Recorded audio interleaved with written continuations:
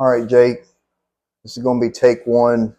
If you can, take that noise, that AC, and apologize in advance. We got this new system put in here. If you can, try to edit out that muffle in the back of the AC unit. And other than that, I think we'll be good.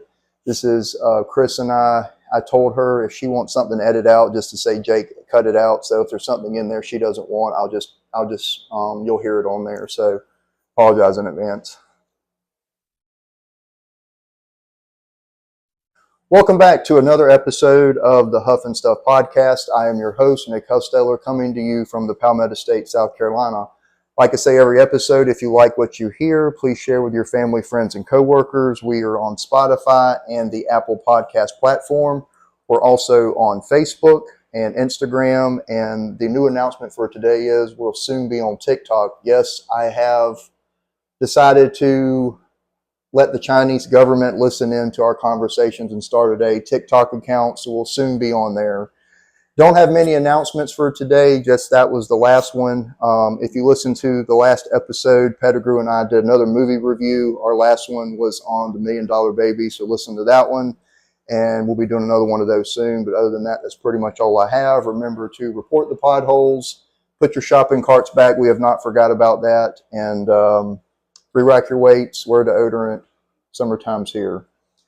I want to go ahead and get right into this episode. I have been waiting for this episode for a couple weeks. I reached out to my guest today a couple weeks ago. It was actually national news coverage story several years ago. Reached out to her. I had the privilege of working with her several years ago in law enforcement. You know, many of the people that listen to this are first responders and military, but you will be familiar with this case when we talk about it, and she was gracious enough to accept the invitation. So without further delay, my guest today is Chris Odom. Chris, thank you for being on here. You're welcome. Glad to be here. Thank you for graciously accepting my invitation. Me and you go way back. We sure do. We sure do. 15 years ago for me. Yeah. I will go ahead and put this out there. Chris means a lot to me. She does not know it. She probably remembers, but she was my first ride along as a cop when I worked for Columbia 15 years ago. She was in narcotics. Yep. And for those out there who are listening, who are law enforcement, you all know that process when you're waiting to go to the academy. You usually get stuck in an office somewhere and get bored. And I guess Chris saw the look on my face and was like, you know what, I feel sorry for you. Let's go out and do a ride along. I was like, yes. No sense in sitting in the office. Yeah, no sense in sitting out. You can't learn nothing sitting in there. But I always remember that day. But thank you for doing that. You're welcome. It was definitely a... I'm glad you remembered it because, one day I'm going to get old and I'm going to forget about it. So at least one person will remember about it. I'm sure before this episode ends, we will be swapping cop stories before it's over with. But... So you recently retired? Last year, June 1st of last year was my retirement date. And you had how many years in? I had 26. 26. Let's go ahead and do this. Before we get into the episode, I have a question for my first time guest. Do you put your shopping carts back? Yes, I do. Is it a pet peeve of yours? Yes. Welcome to the team. We got our shopping cart here.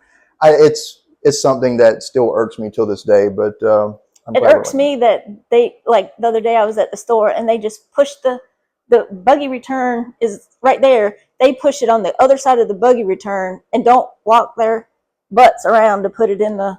The scooters is another thing. Yes.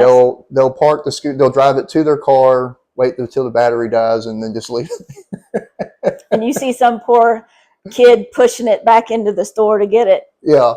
It irks me. Usually I end up bringing like 2 or 3 back usually, but yeah, it pisses me off, but like-minded. Oh, another thing before we start, I got you something. Give me just a second here. I try to get on my guest something. So here's your little goodie bag. Thank you. So hope you enjoy it. Oh yeah. Candle. Candle. Can't go wrong with candles. Can't go wrong with candles. Got your little adult beverage. Adult beverage is always good. But yeah, enjoy it. You got some Huff and Stuff merchandise in there. Oh, that is so cool. Got a wood coaster. So now you can say you've wore the t-shirt, you crossed the the finish line. You're on the Huff and Stuff podcast. Yay. So go ahead and tell everybody a little bit about who you are, what you do, what you've done, where you've been, and we'll go from there. So I started in law enforcement in 1997, and I started off at USC Police Department. I call it my babysitting job because you were babysitting a bunch of college students who've never been away from home before. Right. I did 4.5 years there, and then in 2022, I went to Columbia. That's where I've always wanted. 2022? 2002. 2002. Oh, sorry, 2002. Oh, okay. 2002, and I always wanted to go to Columbia, so I ended up where I wanted to be. I started off in one of the worst sections of Columbia, which is North Region, and I enjoyed every minute of it. And then I got hurt, so I went to the front desk, and the chief at the time showed up at the front desk and said, "Hey, I need to see you." Went to his office, and he goes, "How would you like to work a wiretap with the DEA?" Sure. Where do I sign up? Where do I sign up? So I did most of my hurt on duty work with the DEA doing a wiretap, and that was a blast in itself. And then since I was kind of under narcotics when I got back to full duty, I stayed in narcotics for a little while, but then I had to go back to North Region, and I stayed in North Region for maybe 6 months, and I went back to narcotics, and I did 2.5 years in narcotics, which was the best job on earth because I was the seizure agent, which means I seized people's money, houses. You were doing that when I started. Cars, yeah. So that was a fun job. And then from there, I went to Special Victims Unit, and I did almost 13 years in Special Victims Unit. So you retired, you did the Special Victims Unit. Yeah, and then I retired. So out of road patrol, narcotics, wiretapping with the DEA, and Special Victims Unit, out of the four, what was your favorite? Narcotics. Narcotics? Yeah. So a lot of people say that. I love narcotics. 15 years in, I don't know if I can get the road patrol out of me. Some people just can't get it. No, not you. Not you. I know you. You'll be out there 100 years old still arresting teaching these people. young people how to write a ticket for public disorderly or arresting some drunk guy. Yeah. I love it though. It's you've seen it, like I said, you see it all. I mean, it's a front row seat. I've seen things that I never thought I'd ever see. Yeah. Especially in special victims. Right. You definitely see a lot. You think you see it all, and then the next day something tops it. Yeah. You never do. Well, let's do this. Let's go ahead and get into it. This case was in 2019. 2019, so almost 6 years ago. Mm-hmm. This was a case that made national news, very big. Overseas. It was on every news station when it happened. Things changed, and we'll go ahead and get into it. Samantha Josephson. So this was, you said you've worked a lot of cases over the years, and you said this was probably the biggest. The biggest one in my career, for sure. Okay. Well, I am going to be quiet and shut up, and I'm going to let you take over. But let's do this. Tell us a little bit about Samantha Josephson, who she was, and then we'll kind of break it down and go from there. Samantha, everybody loved her. Everybody wanted to be around her. She was in her final year of getting through law school, so she would have graduated. A couple months after her murder, she would have graduated. She was going to USC. She was going to USC. Yes. She was out with family and some friends, that night, and she wanted to go home. And when she wanted to go home, nobody else wanted to go with her, so she ordered up an Uber, stood outside, was texting back and forth with her boyfriend at the time, and this black car pulls up. She gets in it, and that's the last time anybody saw her. Set the stage for a minute. Now, all this occurred, for those listening, if you are not from the South Carolina area, this is a downtown section known as 5 Points. All the college students go down there, drink, party, have a good time. And you and I have both worked down there over the years, but Yeah. usually on Saturday night, Sunday, they usually have a little area where most people usually pick up a cab, walk back, get on the bus to go back to the campus. So it's always congested, usually at 2 o'clock when they're closing. Yeah. Around what time did this happen? I think it was around, I want to say midnight or after midnight. So it would have been the 19th, actually, that she went missing. Okay. So it was March 29th? Is that what 19th. we had? 19th. Okay. So she was waiting on a ride. She was waiting on what she thought was her Uber ride. She asked, went on the Uber app, got her an Uber. She was waiting for a black vehicle to come pick her up. That black vehicle, because of the amount of people, were having trouble finding her. Well, when Nathaniel Rowland, he's creeping around 5 Points for like 15 minutes, driving different streets in the area. He comes through a parking lot that was on the side of Bird Dog, where she had been in with her friends, comes out of the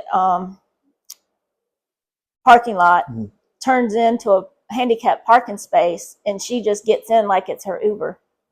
I'll put a plug in for it at the end, but when I was watching the documentary, so she had ordered an Uber and that Uber had canceled. Because they couldn't find her. They could not find her, so that Uber canceled, but it was supposed to be a black car. Yep. So whenever this driver pulled up, she said, "This is my ride," and got in the car. She got in the car and off she went. 5 Points has got so many cameras down there, we were able to track them for a good distance until we lost them from the, not having any cameras. So that was around midnight. And when did things start rolling? When did people start realizing she was missing? So it wasn't until, I think it was sometime that morning, they realized that she didn't go back to her apartment. Mm-hmm. I think she was staying at the Hub at the time. Okay. So they went back to her friends, got up that morning, couldn't find her, thought she was at work, tried to call her a couple times, text her a couple times. She didn't answer. So they became worried. And so they ended up filing a police report. Her friends ended up filing a police report. And I was actually working night shift that night. I'd come in early to do an interview for something else. Mm-hmm. And my sergeant said, "Hey, I think we got a missing person case we might need to jump on." I said, "Okay, well, just let me know." So things started happening really quick by that time. We found out that it was a missing person. We talked to some people, her family, her friends, well, not her family yet, but her friends that reported it. And so I was able to get some video from 5 Points and found the car that she got into. So I made what they call a BOLO, which is be on the lookout, sent it out to all city Columbia surrounding officers. Agencies. Yeah. And then our PIO ended up putting it out on the news. And Clarendon County ended up seeing the news release and called us and said, "Hey, I think we got your girl down here." And Clarendon, in relation to Columbia, how far is that? Probably about an hour and a half. And I'm kind of cross-examining with the documentary too, just to make sure we checked everything. So her friend, she didn't show up to her apartment that night. And then the documentary was saying she did not show up for work the next day either. They found out she didn't show up for work, and they said her friends went to the bar to see if they could pull the footage. Right. And that's when they found out she had got in that car and then took off. And that was the last. She was also being tracked through Snapchat, I believe. So they kind of found an area. They went looking, and they went into an area off of Rosewood and was looking and couldn't find her because that was the last place that her phone pinged from. Okay. So that was put out. You put the be on the lookout, and then the following day, Clarendon County calls and says, "No, it was that same day." The same day that the report was filed. So on the 19th, the report was filed. I got involved late afternoon, probably 5 o'clock ish, and so we started working it from there. And then Clarendon called within how many hours? Actually, right after our PIO put out that news release, which was probably maybe 30 minutes. And they had found a body. They called us and said, hey, because I put a picture of her as well with the car. Mm-hmm. So they called and said, hey, we think we got your girl here. The clothing matches what you have on your bolo. And I'm like, oh, crap. This is not good. Who found her? So 2 hunters were in the area hunting and were back in the woods and found her. How far was she back in the woods from a regular roadway? It was off a dirt road. Probably, I was told that this place is where people go and hang out and drink and stuff like that. So she was up in the woods, kind of camouflaged with some brush and like a down tree and stuff like that. But they found her maybe 25 feet, 50 feet into the woods. And I don't mean to be gruesome and ask, but I want to know, was she covered up or was she just out in the open? She was just out in the open. So like whoever had done this had not tried to conceal it. They dumped her there and that was it. That was it. So when they found her, what condition was she in? She was not in very good condition, to say the least, because she was probably there at least 10 hours or if not more. Okay. And when they found her, injuries? She was, of course, bloody. Right. But they didn't really get to, I mean, they actually called SLED to do the crime scene. So SLED went down. They were actually wrapping up the crime scene when they notified us. So I couldn't even go down there to see it. So I had to see it through pictures. Right. When they called you, though, did they say there was stab wounds? Did they say that looked like, what did they describe the body as? They just said it looked like... Sorry, that was a bug. It looked like stab wounds. Stab wounds. Yeah. During her autopsy, it was over, I think, 120 stab wounds. At her autopsy, they found less than a tablespoon of blood inside of her. That's how much she bled out, and yeah. So things start rolling, find the body. Obviously, truth comes out, thing comes out, it's her. Yeah. So what's the next step? Now we've got how did this car come into play? So we started interviewing the friends, like in depth, where they're coming to our office, talking to us. And the boyfriend was still, he was in Charleston. He lived in Charleston. So he took him a while to get up from Charleston. Mm-hmm. Was he there that night she was picked up?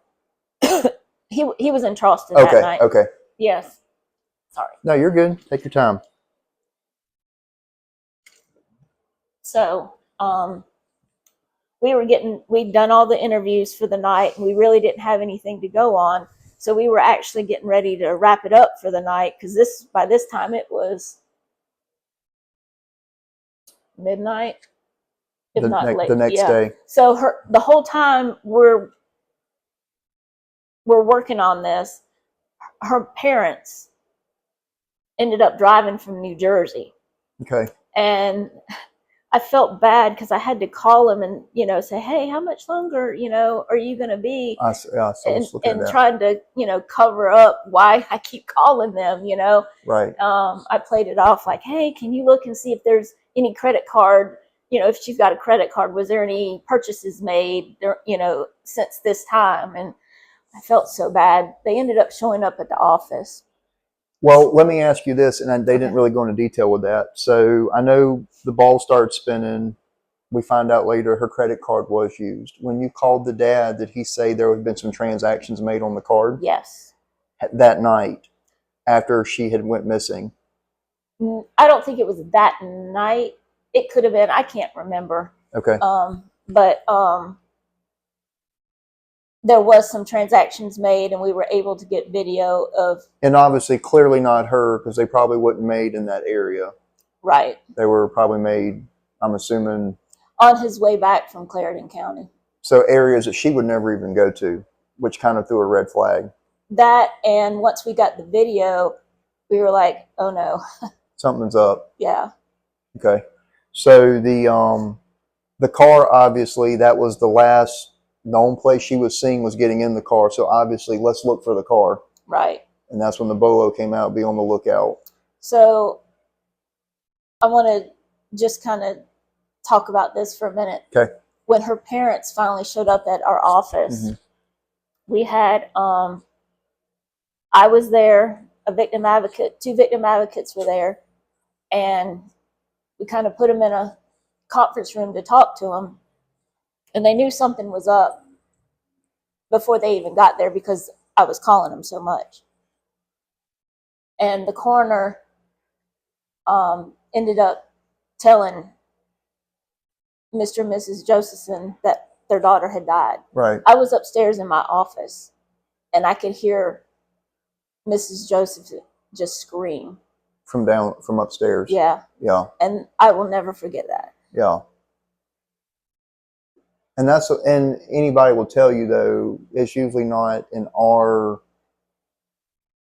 we're technically not supposed to tell families that person's deceased. Usually that's the coroner's job, but I've had to do it several times, and that's never an easy part of the job that we do. Oh, no. That's probably one of the hardest things that you have to do is tell a loved one that their family member or friend's deceased. Yeah. So, yikes.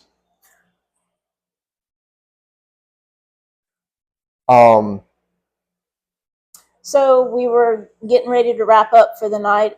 By this time, it's after midnight for sure.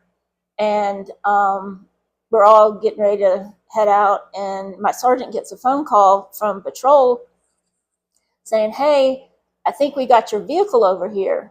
So it was me and a bunch of investigators and SLED, South Carolina Law Enforcement Division. We all went flying out to where they had stopped this black Impala. We get there. I'm going to stop you real quick. I was reading a documentary. How far was that car from where the incident location was? 2 or 3 blocks. And this was the following day. Following night. Yeah. So an officer had done a traffic stop on a vehicle matching the description that you had put out. Correct. Okay. Sorry. No, you're good. I'm just laying the groundwork. So he makes a traffic stop. It was we had a K9 officer Kraft. He ended up stopping the vehicle, going up to the vehicle. He actually had a unit back him up, and he gets up to the car and he smell of marijuana coming from the car. So he tries to get the guy out, where he gets him out, and he's getting ready to pat him down, and Nathaniel Rowland just takes off running. He's running. And he was the driver of the car that night? He was the driver of the car. Was there anybody else in the car that night? There was a female passenger in the car. Okay. So they caught up with him a couple blocks away, maybe a mile. So they detained him. So back at the car, officers start looking in the car, and they saw blood in the car. So they stopped what they were doing and they backed away from the car. So once we get down there, we had somebody trying to talk to one of the SLED agents was trying to talk to Nathaniel Rowland. He refused to say anything. Okay. So we have him transported to our office. SLED, their crime scene unit, came back out and processed the car for us. And I want to stop you real quick. When I was watching a documentary, when Officer Kraft stopped the car, he stopped it because the car was obviously matching the description of what was given.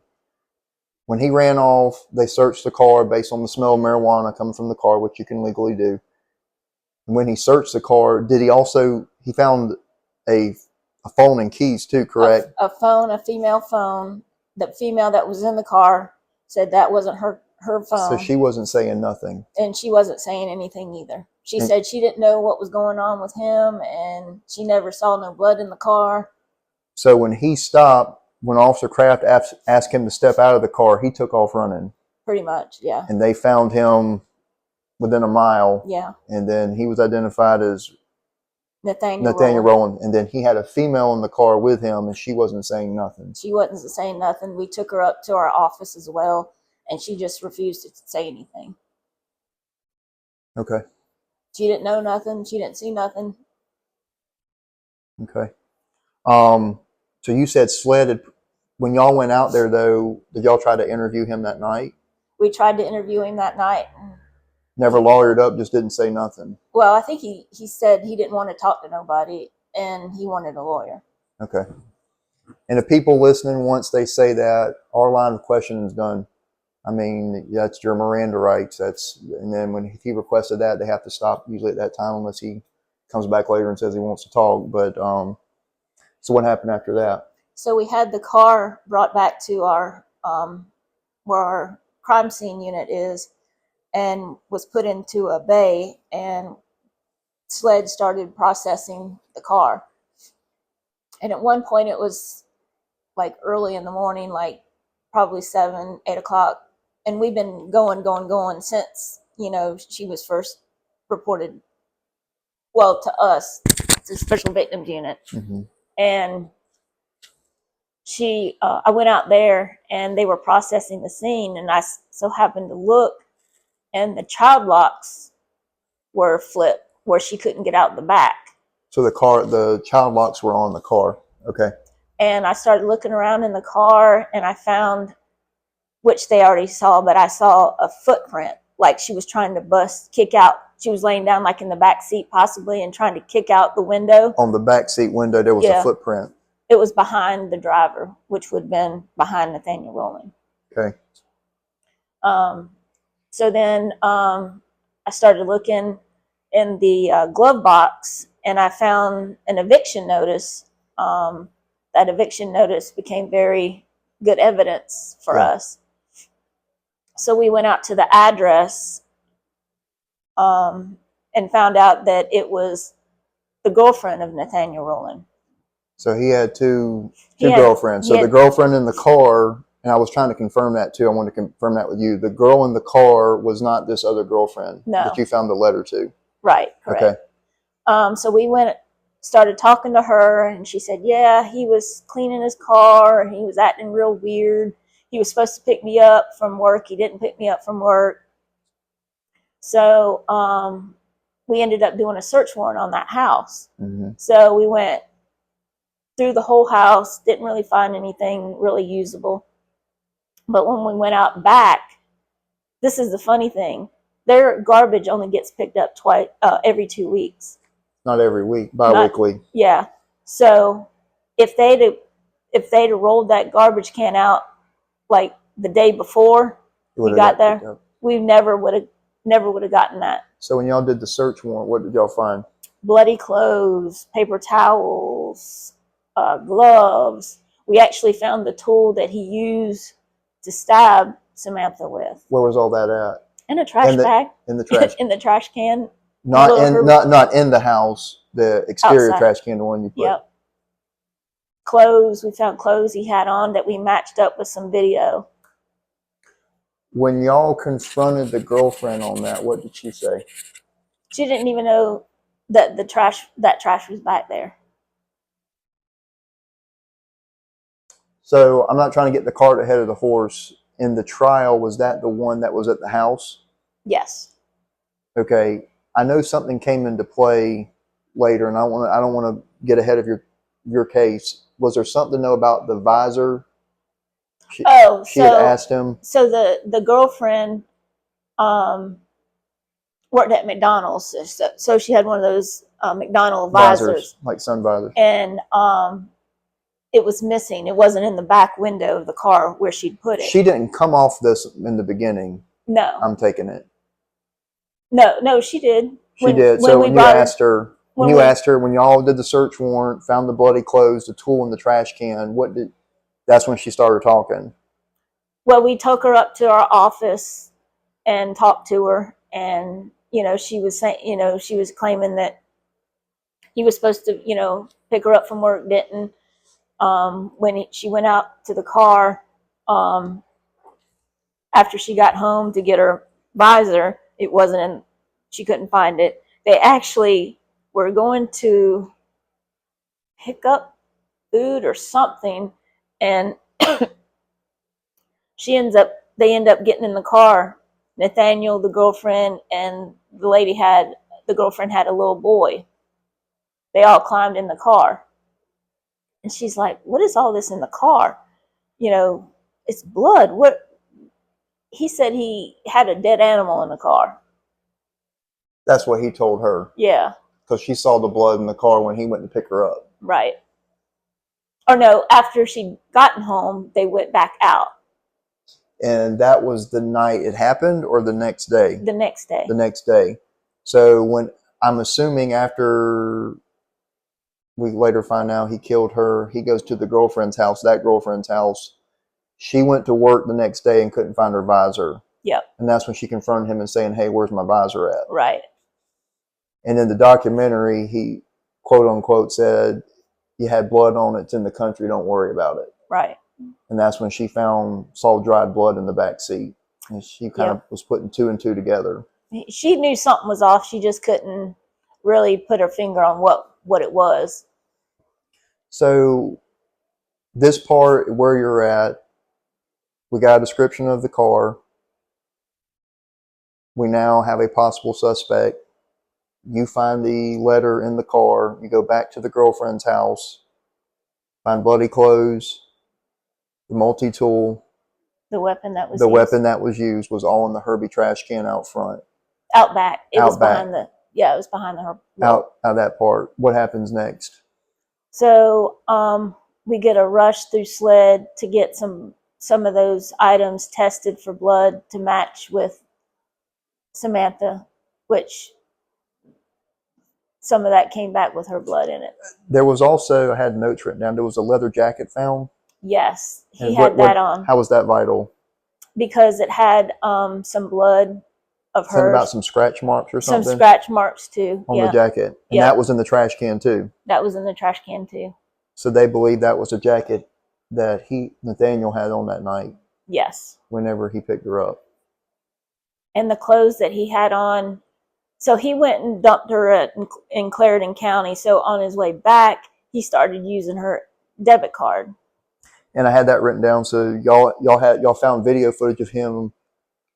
In the videos y'all had, it was somebody had mask on and a hood, but they were using it like Wells Fargo. Yeah. And stuff in a place that she would never go to. Right. And I think one of them was, maybe in Sumter or somewhere like that. Mm-hmm. But some of the clothes he had on, we found. In that video? Some of the clothes he found was found at the in the trash. Okay. So once you found the bloody clothes, and the tool and everything, you sent the tool off and the clothes, the blood matched Samantha's. At this point in time, then y'all had a charge. Yep. And y'all ended up charging him you charged him with what? Murder, kidnapping, and I think those were the two ones that they actually charged and went to trial. There's different degrees of murder in South Carolina. What did y'all charge him with? The highest one. I gotcha. So he was arrested in 19. When did it go to trial officially? It went to trial in July of 2021. It's almost 2 years. So he stayed in jail the whole time. They didn't bond him out. Nope. Bond denied. Bond denied. Bond denied. Trial went on for what, 6 days? I thought it was like a week. Okay. Might have been 6 days. I didn't see you in the documentary. I'm sure you had to go up there and testify. No, actually we didn't. You did not. Prosecution. None of the investigators didn't have to because they laid the Richland County Solicitor's Office laid such a good foundation that we didn't. I was looking, they only deliberated for like an hour and some change and came back. Yeah, we thought it was going to be a lot longer than an hour. So they did a really good job. Yeah.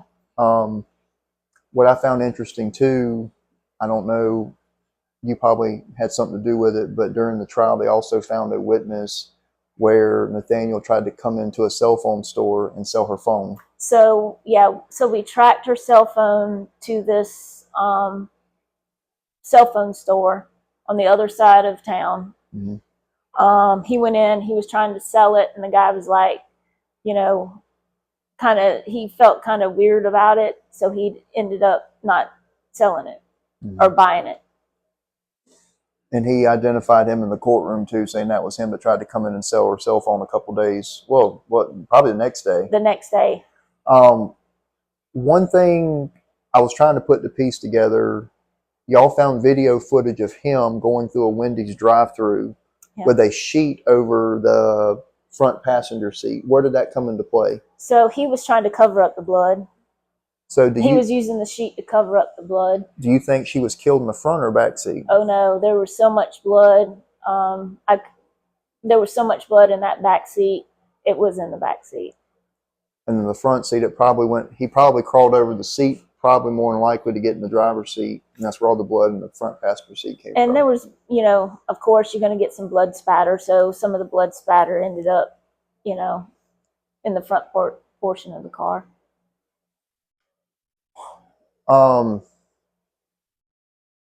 Jury deliberates. They present all this evidence. The jury comes back and finds him guilty. He is now serving what? Life. I was reading up on the follow-up. He tried to appeal it last year, or 24. And he was trying to argue that the officer did not have enough probable cause to pull him over. And of course, they didn't entertain his appeal and said, an officer can pull you over for suspicious activity. Right. Well, he was also driving on the wrong side of the road. The road he pulled on has a big, what would you call it? One way. A median, and then kind of one way on either side of it. Right. He pulled on the wrong side of the road, so he was, in a sense, driving in oncoming traffic if there was any traffic. Right. What did you have any doubt the jury would come back with a guilty plea? I mean, you always have that one thing stuck in the back of your mind, did we do enough? Was the case strong enough to go? But toward the end there, I was like, yeah, I think we're going to get a guilty plea on this. I mean, a guilty verdict on this. Well, I saw what the defense was trying to argue. They were trying to argue that the night that South Carolina Law Enforcement Division took pictures of him, there was no scratch marks on him. And they were trying to argue, saying, how could this one multi-tool do so much damage? But you look at a multi-tool, it's got a corkscrew, it's got a saw, it's got a knife. Yeah. All the above. You got all those tools, tweezers, it's all got sharp edges. Right. And you said she had how many knife? About 120. 120 stab wounds. She had it all over her body. There was a couple in her head, legs. She had these platform like sandals on. One of the straps had broke, so it was kind of just hanging off her foot when she was found. She struggled. She was not going down without a fight. Well, the footprint on the window clearly gives it. I mean, she was going down with a fight. Yeah. Good grief. What surprised you the most about everything? That he went back down to 5 points right after the next night. I mean, if it wouldn't been for him doing that and me putting out that bolo, we would have never found this guy. Never had a tag on the car. And then they were trying to argue too. They said, how was the state going to put him in the car that night? But then you had video footage of him going to the cell phone store, trying to sell it, his clothes in the trash can, bloody clothes. And if I'm not mistaken, was his DNA found on the multi-tool? I can't remember. Okay. It's been a long time. I'm old. So. Yeah, no. It's all good. But we also have video of him in the car cruising through 5 points. That, and then him going through the Wendy's drive-through, driving the same car. Yep. Did he try to say that somebody borrowed his car? I want to say they said that in the documentary. He said first that he was never down there, but then I want to say he said somebody had borrowed his car. He did, and it didn't fly. And what he said when Judge Newman was talking to him at the end of the trial, I wish, law enforcement would have done more to find out who really did this. Yeah, I heard that. And dude, it was you. His mom gets up there and tries to defend him, and the judge shut her down. Judge Newman was awesome. I love that man. He did a good job. He shut that stuff down quick. He did. He really did. And I will say too, I mean, it took guts of his girlfriend to come up there and testify against him. Yes. And the parents were very grateful for her on that documentary, saying, she said, yeah, I saw him cleaning the stuff off, and a sheet in the back, and there was dried blood in the back seat. And she asked him, what was that about? Well, your visor's in the country. Don't worry about it. It had blood all over it. Don't worry about it. Yeah. So, it took guts for her to come up there and testify. I mean, you're putting yourself in a situation, where there could be repercussions. At least that's in the back of your mind. And her parents were still saying there's still people think he's still innocent, like his mom. But that's a crazy case. And I know he had to have help to dump that body, but we just couldn't figure out. Well, one thing too, I don't think we hit on where he dumped her body at, though. Is it called Zion?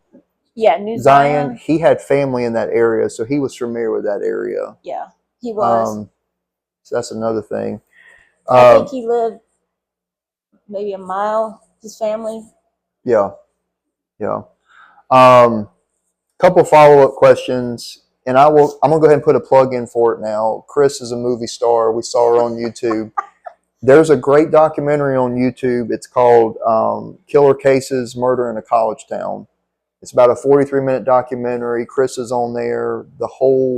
It's a pretty Cliff Note version of what occurred. And if you got 43 minutes to watch it, I think it did a great job.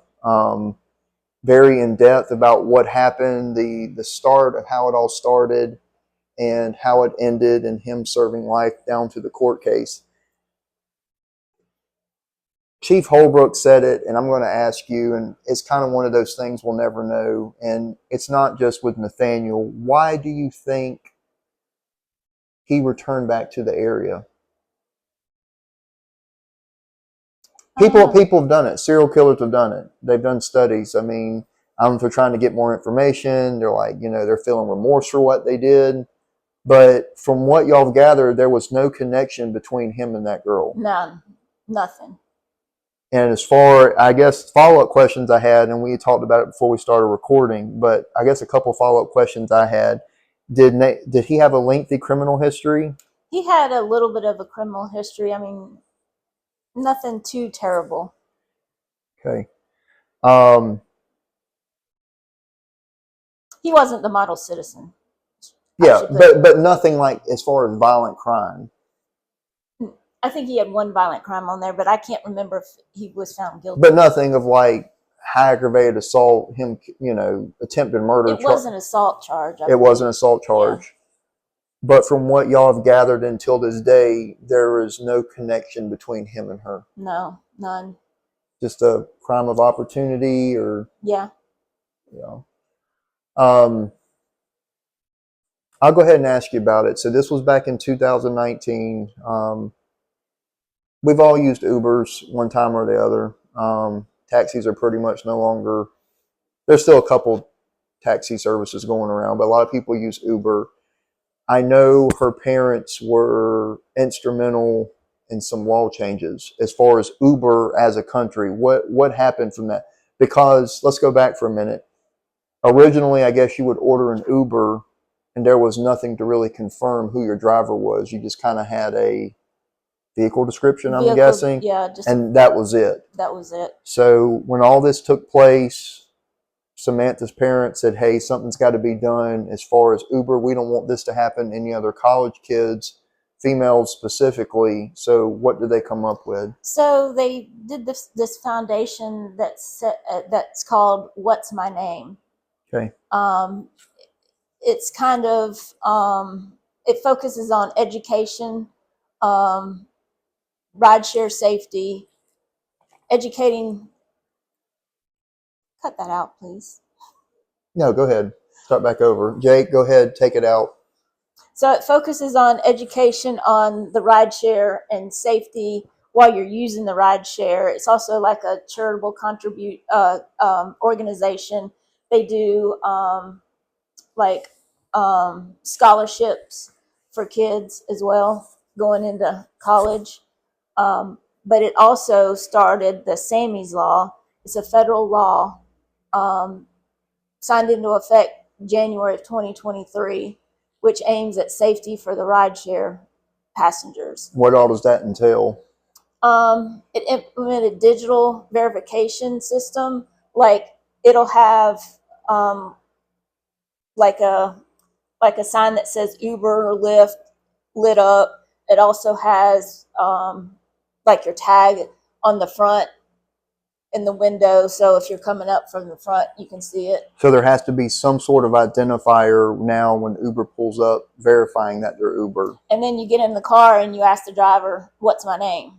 Right. And if the driver don't know your name, because it'll show him who you are, who he's picking up or she's picking up. If that driver can't tell you who it is, then don't get in the Uber. Right. But now with them starting that, that's for across the country. Yes. And that's all stemming from this case. Yes. Okay. 5 points for downtown Columbia is our area for partying for college kids. Every state, every city has that central point. Since all this went down, I'm going to go ahead and ask you, what are some safety tips for college kids? What do you suggest for future reference? I mean, we've all been in situations where obviously don't drink and drive, don't advocate for drinking and driving, get you a taxi cab, get you a friend. What are some safety points, in your opinion, now that you have seen all this, for people out there listening in these college towns?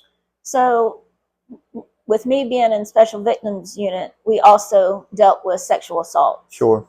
And a lot of the sexual assaults happen because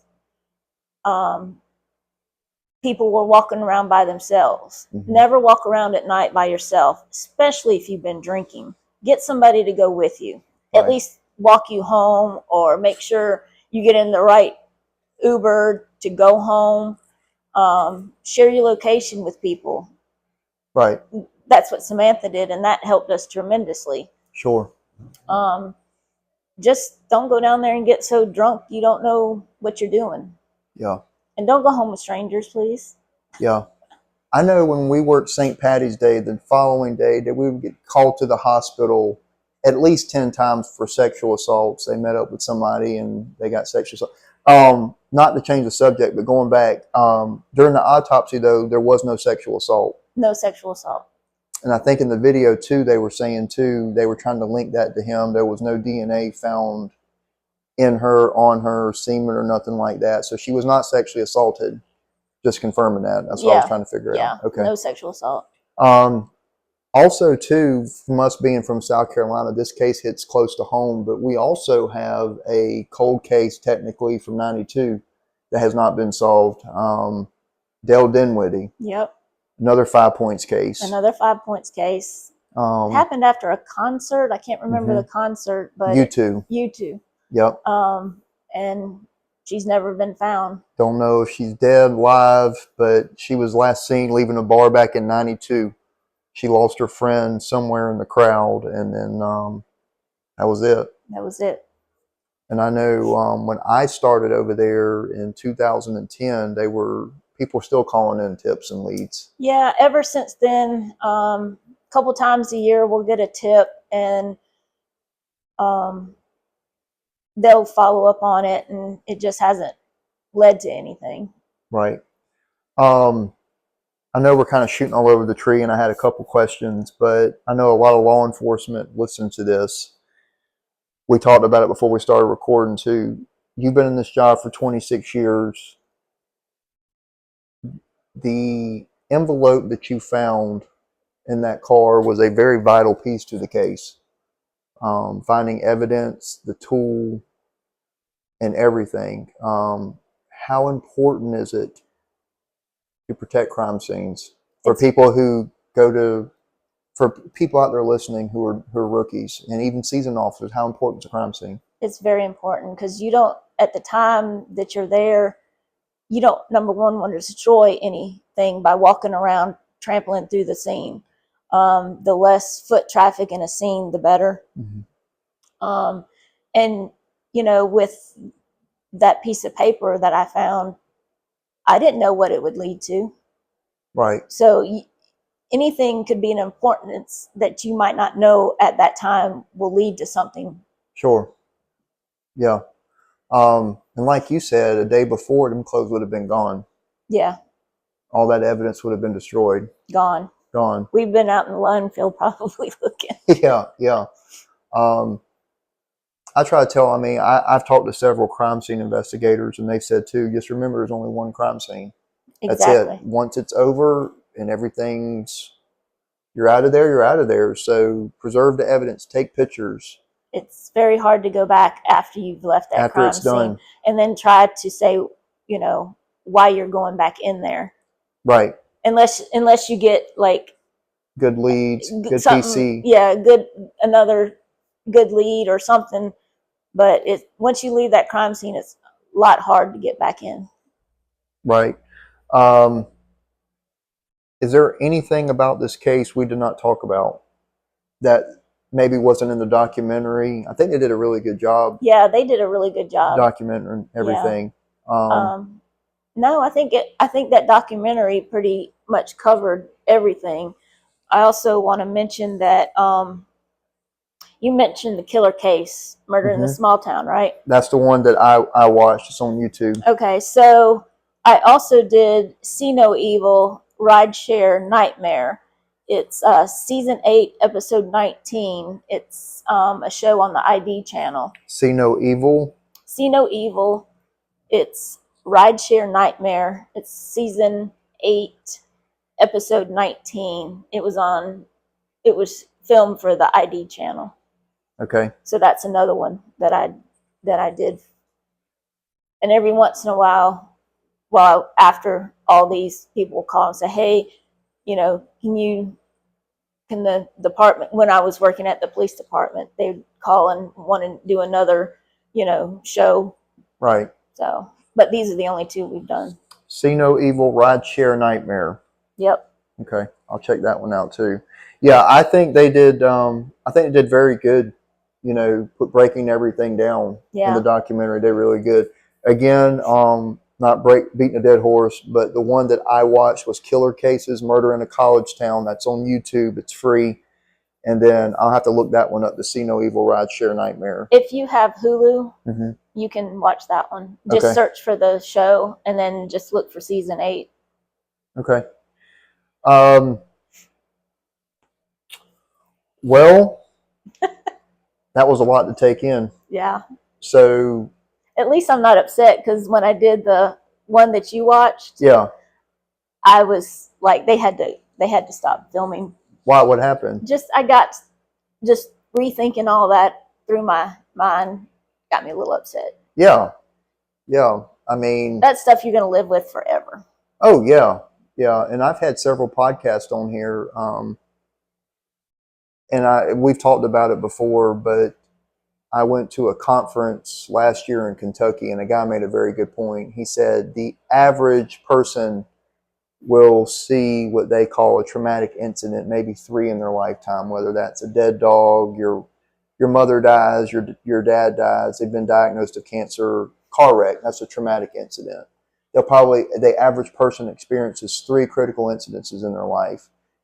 Cop would see average of 3 monthly, bi-monthly, and you take that over a 25, 30-year career, there's going to be things that stick out in your mind. I mean, you've been 26 years, you've probably seen it all too.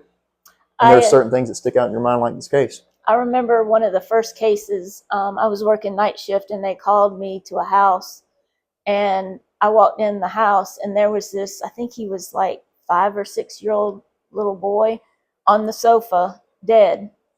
Come to find out, the father had left the kid there with his girlfriend. His girlfriend ended up getting the kids in the bathtub. Well, she was mad at him, and there was 3 kids in the bathtub. He just so happened to be up near where the faucet, the water comes out, and she ends up ramming his head into that faucet. She gets him out of the tub, gets all the kids out, go through their evening, ends up putting the kids down. Well, he didn't wake up the next morning because of what she did to him. So she's in prison. And that sticks by me because it's a sad story, because he was in an automobile accident years prior. He was really young. His family was coming back from Charleston and ended up getting into a horrific vehicle accident. He was the only one that lived. Jeez. Yeah. Wow. You've been out of it for about a year. Yep. Do you miss it? I miss the people. Not the job. Not the job. The people. Most retirees I talk to say the same thing. It's a camaraderie. Yeah. You see these people more than you see your family. Exactly. And you build brother and sisterhood with a lot of these people. I mean, us 15 years ago. So we get to tell these stories now. But I'm telling you, when you go to Thanksgivings and Christmases, you'll be the life of the party. What have you seen? Right. What tops it? Well, it's kind of funny because when I was growing up, my uncle was a Richland County sheriff's deputy. So we would hear all the cool stories. I'd go up and ask him, hey, what kind of cool stories you got to tell us? So he would tell the stories, and I'd be like, ooh, I want to do that. Right. And I ended up doing it. I listened to a podcast, forgot who it was last week, and they were talking about most cops see more traumatic incidences than most military personnel. You think about all the dead bodies you see in your career. Yeah. Murders, hangings, children deaths, children fatalities, motor vehicle collisions, suicides, you name it. I mean, you've seen it all. Yeah. And most people listening know you have to have a sense of humor in this job. That's the only way you keep sane. Yeah. But or you find a hobby that takes your mind off of it. Podcasting. There you go. We reminisce about these stories and tell war stories. But this was one for the books. Like I said, it made national news, and I wanted to pick your brain on it. But and I tell my guys too, there's some days where you arrest the drunk and you're like, what is this accomplishing? But there's some days, like your case, where you get to put a person away for life, and that is so satisfying. Like that show Southland, he's like, that's God's work. Yeah. And in Richland County, you don't get to put people behind bars for life very often. No, Richland County is very lenient with their bonds. You've seen it, I've seen it. Yeah. And a lot of head of agencies have made several complaints on it, but people have asked me, I said, if we go back to public hangings, a lot of this would stop. Gladiator days, but let me ask you this. What, out of your 26-year career, what have you taken out of it? What do you have any advice for the newer officers? What you got? You're going to see a whole lot in law enforcement, stuff that you don't want to see. And, you're human. Mm-hmm. Go talk to somebody. If you can't, deal with it yourself, go talk to somebody. Yeah. I know, I'm sure you would talk to people if they came to you and said, hey, I'm having a problem with this incident. Sure. Okay, let's talk. Right. Yeah. No, I agree with that. I was actually on the negotiation team with Columbia. Oh, jeez. And you're better than me. And the Casey officer that was shot and killed, Mm-hmm. we responded out and talked to that guy who shot Drew. Really? Yeah. that was tough. Yeah. I spent 6 hours 2 weeks ago trying to talk a guy off a balcony. He was waving around bear mace, stun gun, a machete. You know me. After like 30 minutes, You're I'm done. just like Andy Griffith's done. Let's pack this shit up and let's go. But Jump. yeah, jump, do a flip.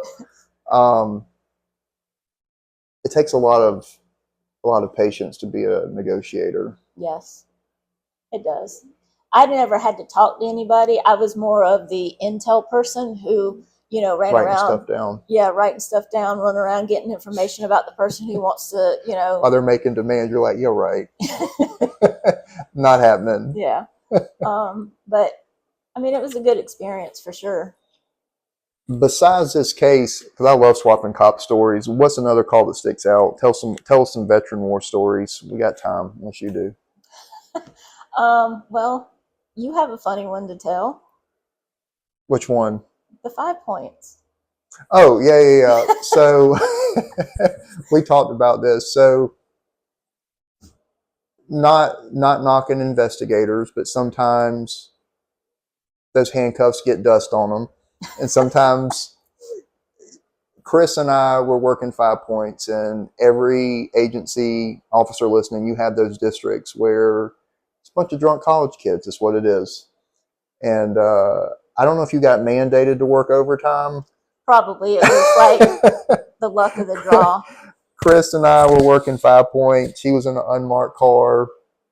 And when you worked 5 points, you had a certain block you had to walk. You were assigned a block and you had to walk it. And Chris knows by 3 or 4 hours in, I already had 5 people under arrest for drunk, disorderly. It's one thing to be drunk, but there was people out there having sex on the sidewalks, just starting fights, breaking up fights, and stumbling down the sidewalk, which you can't let them just stumble down the sidewalk and into traffic. So,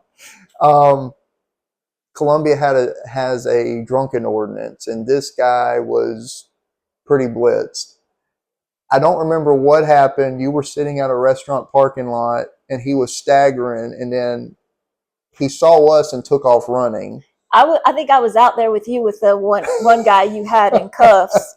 I was fighting one, struggling with one, and the other guy took off, and he was drunk, and he jumped the fence, I think. And he tried to. He tried to, and you jumped the fence, I think, and got him. No, he was trying to jump the fence, and I snatched him down off the fence. Yeah, and that jury trial probably still pending. Wouldn't be surprised. But yeah, we had some good times down there. I don't miss working St. Patty's Day. That was nothing but a drunk fest. But it was a shit show. I will tell you, I learned how to police down there. You learn how to talk to people, and I've mellowed out a lot. Believe it or not, sure? I've mellowed out a lot. Is that because you're a supervisor?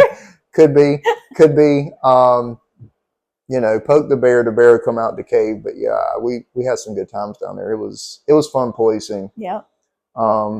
It can still be fun. I know, this era of policing in the short time I've been in it has changed. And I've talked about it on here. I was against body cameras at first, but they have solved so many complaints.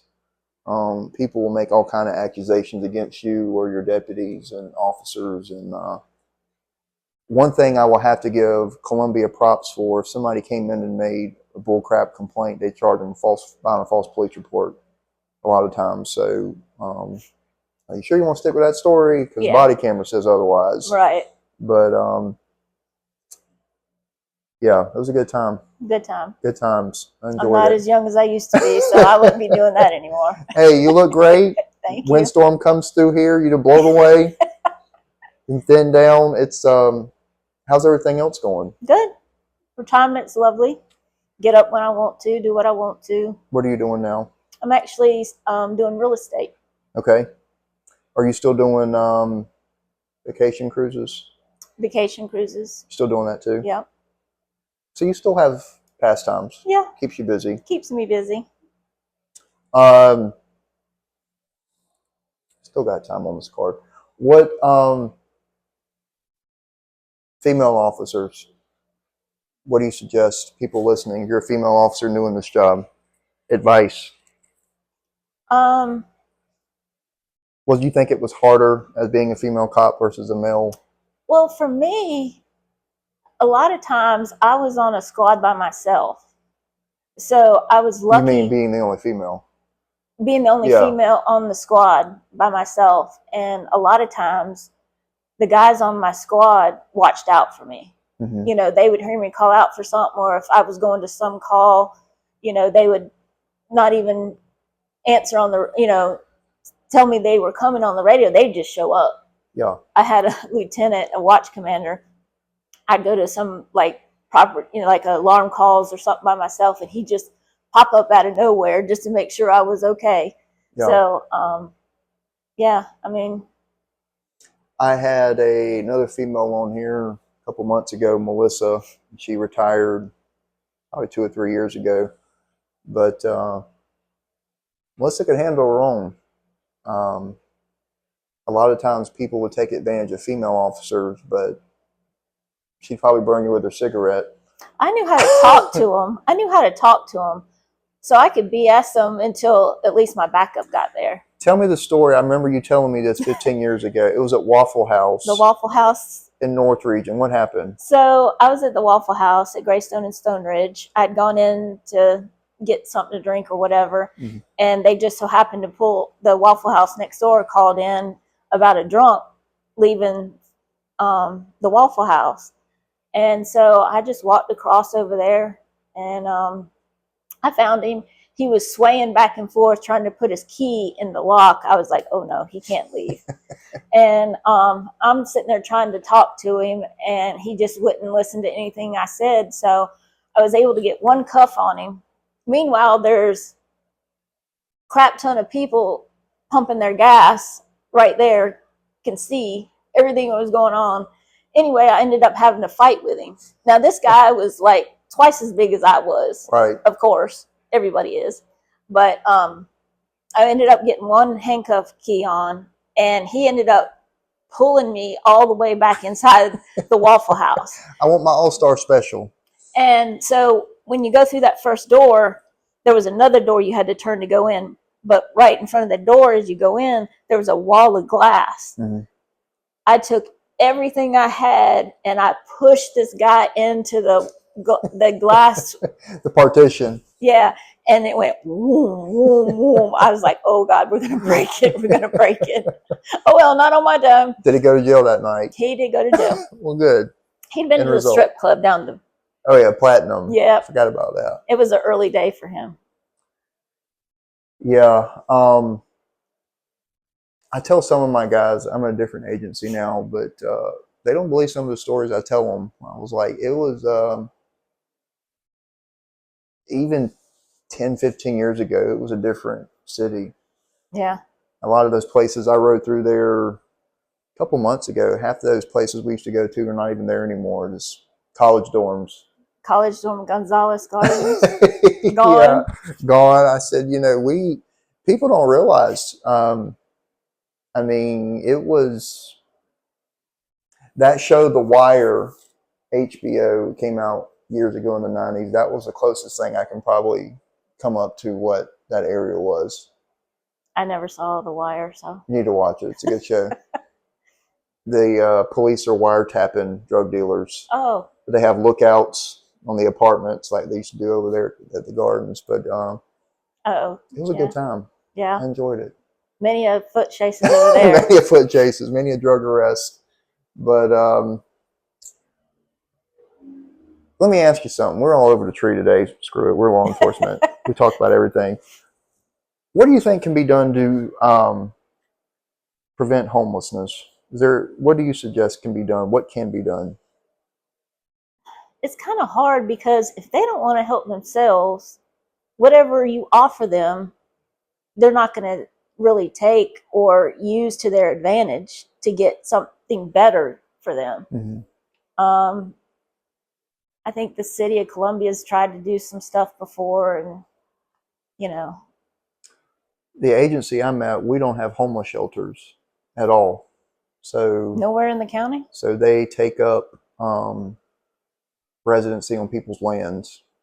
So we're constantly charging people with trespassing because they think it's 1883 again. I'm going to put my stake in this land. This is where I'm staying at. And I'm like, no, you're not. Yeah. Pack your gypsy tent and go somewhere else. And if I come back, Go suck on somebody jail. else's tit.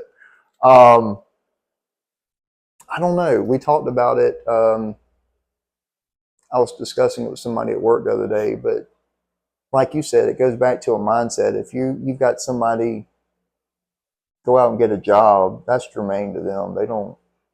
And a lot of them understand that. At least the ones in the Columbia, they sell drugs. Yeah, that's what they do on the streets. Well, sell drugs. Tell me about this, because you were down there and they shut Bull Street down. A lot of those people got released back on the streets when they closed the mental facility down. Is that right? That, and I think they might have gone to other mental facilities, but. And I know years ago, North Carolina was buying them bus tickets and sending them down here, saying that a lot of people, a lot of places do that. Yeah, they'll send them here. Yeah.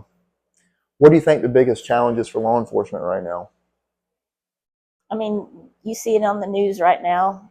People like wanting to kill the DEA agent. I mean, not DEA, ICE agents. ICE agents. Yeah, they're for doing their job. Yeah, for doing their job. You know, when you walked in, I was watching it on Fox News, but none of those people were letting people come in their house. You're so quick to protest, but okay, well, if you have an extra room, why don't you come let them stay at your house? Right. And the fact that the governor and that stupid Mayor Bass aren't helping at all. No, not at all. Is ridiculous. Now, I love Tom Holman. Yeah. I love him to death. Oh, yeah. Yeah, he don't play. Take nothing. No, he don't play. I was going to ask you, right over the tree. Oh, no. 2020 riots. Were you down there? I was not there Saturday, but I was down there Sunday. How bad was it? Saturday it was bad. They burned 3 or 4 cars of ours. I saw that. Ended up going into a captain's vehicle and taking some items out of their vehicle. In your opinion, do you think policing's changed since then, overall, countrywide? Oh, I'm sure. Yeah. Yeah. I've noticed that people are more scared to go hands-on with people. Yeah. They don't want to get sued. I saw that before I left Columbia. They're more ready to tase somebody and not go hands-on. And de-escalation only works so much. Yeah. I can say stop, get back, but if you're throwing a brick at me or a rock, I think deadly force is justified in my opinion, but the old adage, quote, ask, tell, make, it's kind of, people forgot about it. Yeah, for sure. It's kind of hard to be in law enforcement. Yeah. Especially after the guy who died. George Floyd? George Floyd, yes. Yeah. I just took a class on constitutional use of force, and the guy made a very good point. He said, we would not be in the situation we're in today. He said all they had to do was call for EMS. Yep. That's all they had to do. You got somebody, he goes, what does people normally say when they're like, I can't breathe? Well, you're talking, you're breathing. Right. That's what people said. But he goes, all they had to say was send me EMS. He said, problem solved. Right. He said now because of that, law enforcement agencies are suffering across the country because of that. And all they had to do was just call EMS, render aid. Right. So, but it's another whole rabbit hole. Let's not go down that. Let's not go down that one. Well, this has been fun. I've enjoyed it. I hope it wasn't too overwhelming. It wasn't too bad. It's good reminiscing. It was better than the 2 shows I did, so. Good. Anything else about law enforcement as a whole, or anything about the case that we did not discuss? No, I don't think so. I think we pretty much. Case of your career. Yep. Put on the shelf.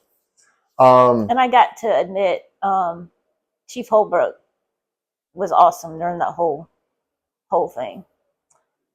He gave me and the people working great support. And a lot of people don't see that. How many prosecutors were on that case? Like 2 or 3? I think there was 3, maybe 4. 3 or 4? And they had the best of the best. Yeah, you could tell they were very squared away. Byron Gibson was there. The head guy.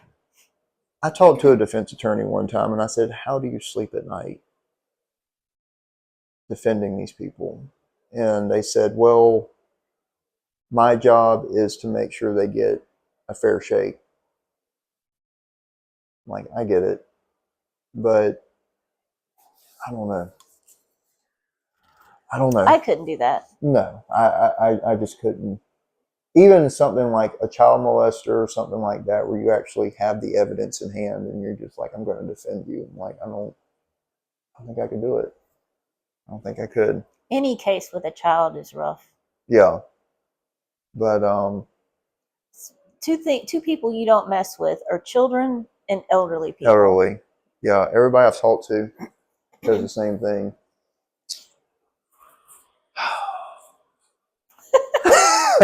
Well, I think we need to land the plane. You think? I think so. Okay. All right. Well, Chris, I've enjoyed it. I thoroughly enjoyed it. I wanted to pick your brain on it. Well, thank you for having me. I appreciate it. Thank you for being on here. Come back anytime. We're not going anywhere anytime soon until they block me on the internet. We'll be on here. Anything else? Nope. All right, y'all. I think that's going to wrap it up. If you enjoyed what you heard today, share it with your family, friends, and coworkers. Again, if you want to watch those documentaries online, one's called Killer Cases, Murder in a College Town. It's on YouTube. And the other one is See No Evil, Ride Share Nightmare. So again, listen to this, go back and watch it. It'd make a whole lot more sense seeing it too and hearing it. But very interesting case. You can also probably, if you want to see the trial, I think that's on YouTube as well. So if you want the actual trial. Yeah. Interesting. I'll look into that too. But yeah, this was a landmark case and it made national news. And I'm glad that she got the justice she did. And I hope he enjoys his bologna sandwich and juice boxes while he's in prison. I don't think he's been the model. Sleep on your back. Yeah, I don't think he's been the model inmate. Yeah. So. Well, somebody's got to be boss in the prison. Yeah. Establish dominance is what they say. At least that's what they tell me. But I don't want to find out. I don't want to find out either. I'd rather sleep with both eyes closed, not one. Right. All right, y'all. That's going to wrap it up. Remember to report those potholes. Put your shopping carts back. Support your mom and pop businesses. Support your first responders. And I've got a couple of guests lined up here in the next couple of weeks. I think you'll enjoy them. Again, if you like what you hear, we're on Spotify and Apple, and we're on Instagram, Facebook, and soon to be on TikTok. So look for us on there. And I think we will see you on the next episode. Warm weather's coming. Stay hydrated. Get in the gym. New air. June's coming. Actually, we're in June. Half year points here. But get in the gym. Still got a half year to get those yearly goals in. And other than that, I think that'll be it. Y'all take care. Be blessed. We'll see you on the next episode. Bye.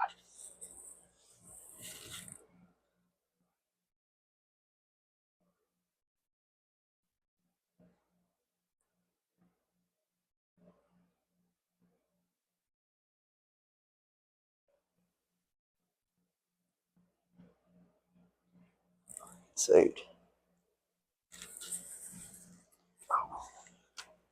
It worked. Was it okay? Yeah.